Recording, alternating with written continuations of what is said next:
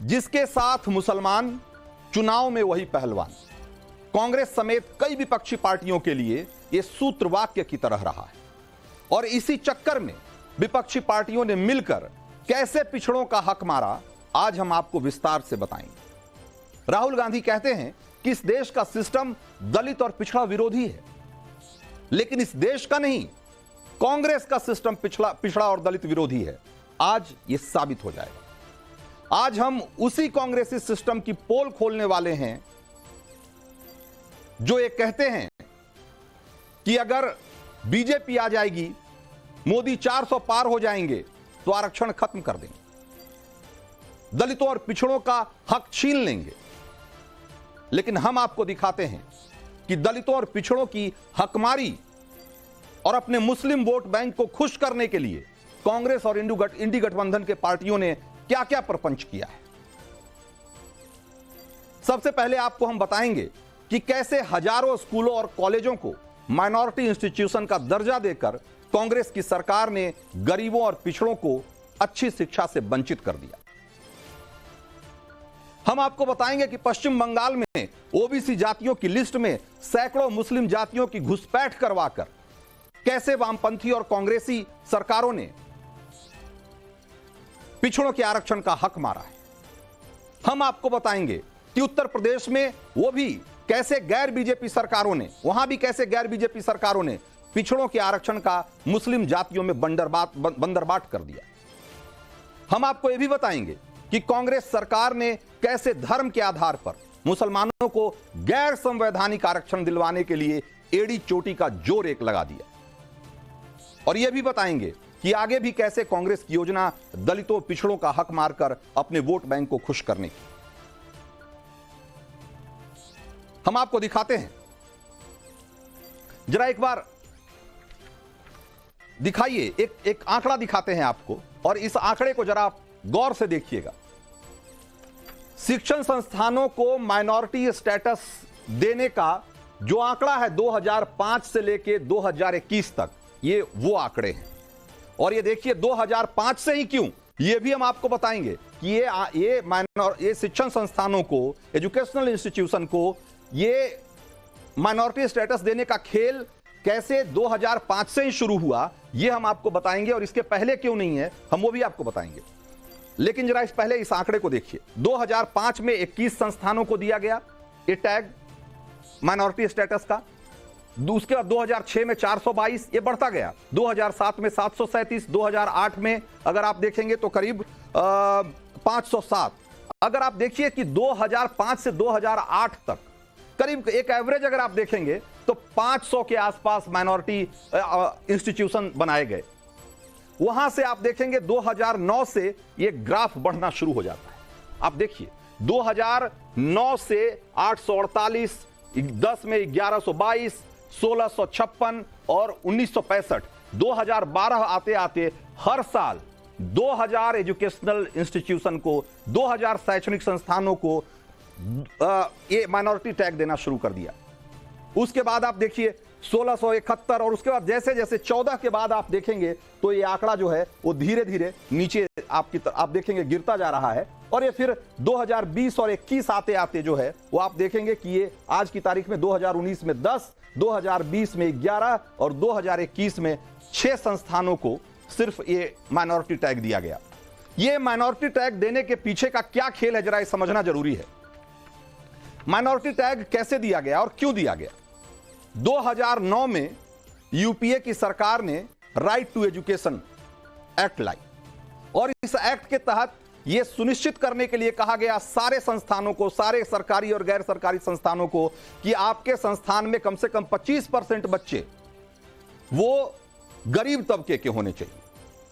और इससे, इस आरटीई के एक्ट से, राइट टू एजुकेशन एक्ट से माइनॉरिटी इंस्टीट्यूशन को अलग कर दिया गया, उनको छूट दे दी गई। अगर आप माइनॉरिटी इंस्टीट्यूशन हैं, अगर आप अल्पसंख्यक संस्थान हैं, तो आपको अपने संस्थान में गरीब बच्चों को दाखला देने की जरूरत नहीं। तो इससे बचने के लिए, गरीब बच्चों को, पिछड़ों को, दलितों को अपने स्कूल में दाखिला देने से बचने के लिए इतनी बड़ी संख्या में करीब 9000 से भी ज्यादा एजुकेशनल इंस्टीट्यूशन ने अपने आप को माइनॉरिटी इंस्टीट्यूशन घोषित कर दिया। आप सोचिए, इतनी बड़ी संख्या में अगर स्कूल में गरीब बच्चे पढ़ रहे होते, दलित बच्चे पढ़ रहे होते, तो क्या उनको कितना बड़ा फायदा मिला होता। लेकिन ये नहीं होने दिया गया। माइनॉरिटी टैग दे करके और उनको इस एक तरीके से नैतिक और जो कानूनी बाध्यता थी उससे अलग कर दिया गया। ये माइनॉरिटी टैग देने का काम कौन कर रहा था? ये उस समय की यूपीए सरकार कर रही। और 2005 के बाद ये आंकड़े क्यों हैं? वो इसलिए क्योंकि 2005 के पहले इस तरह का कोई संस्थान नहीं था, इस तरह की कोई संस्था नहीं थी जो कि माइनॉरिटी टैग देती है। लेकिन 2004 में एक एक्ट लाकर यूपीए सरकार ने एक ऐसी संवैधानिक संस्था बना दी, national commission for minority educational institution. इस तरीके से इस नाम की एक संस्था बना दी जो संस्थानों को माइनॉरिटी टैग देता है, माइनॉरिटी इंस्टीट्यूशन का दर्जा देता है। भाई ये क्यों किया गया? ये किसके फायदे के लिए किया गया? और जब ये हो रहा था, और ये किसका सिस्टम था, और ये जब हो रहा था तो उस समय राहुल गांधी कहां थे? राहुल गांधी उस समय सांसद थे अमेठी से, और उन्हीं की सरकार थी, उन्हीं की पार्टी की सरकार थी, और वो उसी सिस्टम का हिस्सा थे। तो राहुल गांधी आज ये कहते हैं कि मैं सिस्टम को समझता हूं और इस देश का सिस्टम दलितों और पिछड़ों का विरोधी है। तो उस समय राहुल गांधी ने इस पे क्यों नहीं आपत्ति दर्ज कराई? क्यों नहीं कहा कि ये जो नया सिस्टम आपने बनाया है, ये सिस्टम पिछड़ों और दलितों का विरोधी है, ये गरीबों का विरोधी है? उस समय क्यों नहीं कहा उन्होंने? और आप ये कहेंगे कि उस समय वो मंत्री नहीं थे, प्रधानमंत्री नहीं थे, इसलिए नहीं बोल पाए। लेकिन मैं आपको बताना चाहता हूं कि जब वो मंत्री और प्रधानमंत्री नहीं थे, उस समय भी राहुल गांधी की ये हैसियत थी कि वो सरकार के लाए ऑर्डिनेंस को भरे मंच पर फाड़ देते थे। वो इतनी हैसियत रखते थे कि सरकार के फैसले पे ऐसे सरेआम मंच से सवाल खड़े कर देते थे। तो उन्होंने उस सिस्टम पर सवाल क्यों नहीं खड़ा किया? उन्होंने क्यों नहीं कहा कि यह गलत सिस्टम है? तो सिस्टम की बात जब कर रहे हैं राहुल गांधी, तो उनको इसका जवाब भी देना पड़ेगा। तो एक तो ये पहले सिस्टम की हमने बात की, अब आइए दूसरे सिस्टम की बात करते हैं। कांग्रेस के ही स्कूल से निकली ममता बनर्जी के सिस्टम को देखिए। पश्चिम बंगाल में ममता और उनके पहले वामपंथी सरकार ने ओबीसी लिस्ट में 106 मुस्लिम जातियों की घुसपैठ करा दी। और घुसपैठ मैं इसलिए कह रहा हूं क्योंकि इन मुस्लिम जातियों को ओबीसी का दर्जा देने में सारे नियमों को ताक पर रख दिया गया था।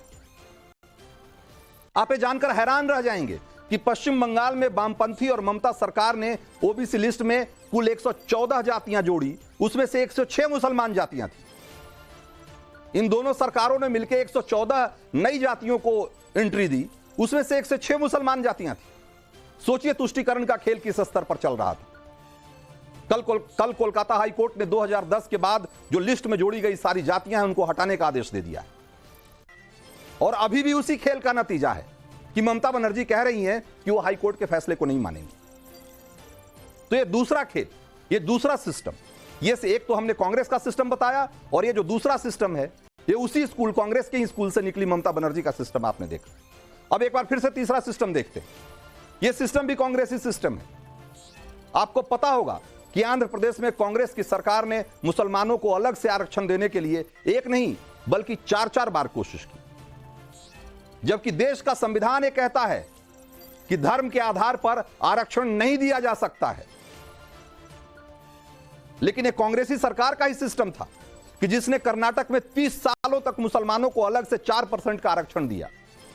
और यह भी कांग्रेस का ही सिस्टम था जिसने केंद्र में भी मुसलमानों को अलग से 5% का रिजर्वेशन देने के लिए एड़ी चोटी का जोर लगा दिया। कैबिनेट ने मुहर भी लगा दी थी, मामला कोर्ट में फंस गया, वरना उनकी ख्वाहिश पूरी हो जाती। और अब चौथे सिस्टम की भी बात कर लेते,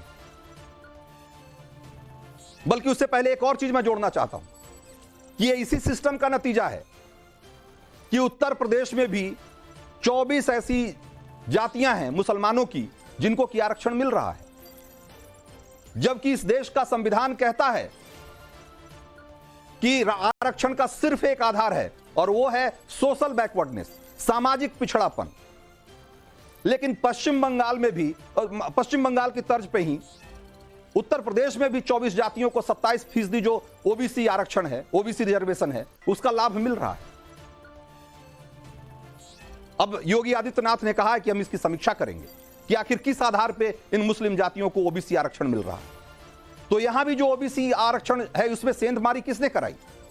ये गैर कांग्रेसी सरकारों ने कराई, गैर बीजेपी सरकारों ने कराई। और इसका भी क्या आधार है? जब इस देश का संविधान कहता है कि सामाजिक पिछड़ापन ही इसका एक आधार हो सकता है, तो आखिर मुसलमानों को किस आधार पे आरक्षण मिल रहा है ओबीसी के तहत? जबकि लोग ये कहते हैं कि मुसलमानों में कोई जाति नहीं होती, मुसलमानों में कोई ऊंच नीच भेदभाव नहीं है, किसी तरह की छुआछूत नहीं है, कोई सामाजिक बाइकॉट और कोई सामाजिक पिछड़ेपन की कोई स्थिति नहीं है। और बहुत सारे लोग तो ये भी कहते हैं कि ये इस देश की सो कॉल्ड शासक जातियां हैं, ये शासक वर्ग है रहा है, यहां पर पिछड़ेपन का कोई सवाल ही नहीं उठता है। तो फिर मुसलमानों को किस आधार पर आरक्षण मिल रहा है उत्तर प्रदेश में? योगी आदित्यनाथ कह रहे हैं कि अब इसकी समीक्षा करेंगे। और आखिरी जो सिस्टम की बात कर रहे हैं, जो राहुल गांधी कह रहे हैं कि अगर वो सत्ता में आएंगे तो वो भी कर दिखाएंगे, देश भर के लोगों की संपत्ति का सर्वे करेंगे और फिर उनकी आबादी के हिसाब से उसका बंटवारा कर देंगे। और इसके जरिए किसको फायदा पहुंचाने की कोशिश हो रही है?